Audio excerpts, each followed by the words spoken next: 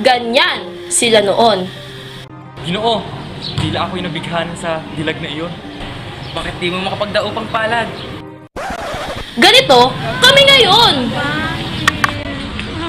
Sino si Leia?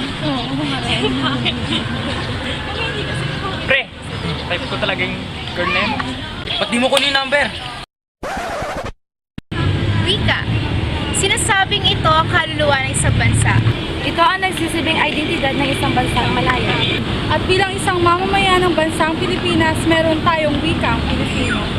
Ano na nga bang kalagayan ng ating wikang pambansa ngayon? Ito ba ay isang ginto na patuloy na nililinang o isang kayamanan na ibinoon sa nakaraan?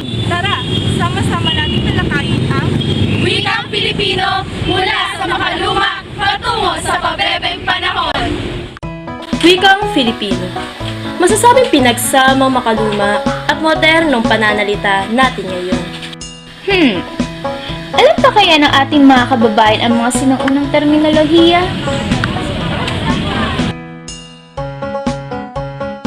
Ang luwagi yung face.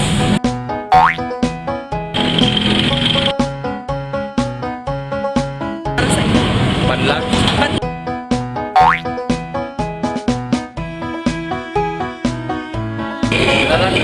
Congratulations!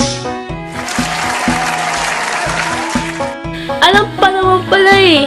Hindi basihan ang pagsasalita ng wikang Pilipino sa bahay, hindi basihan ng kapagmahal ka sa wikang Pilipino dahil nagsasalita ka ng wikang Pilipino, pero ang basihan ng pagkakaroon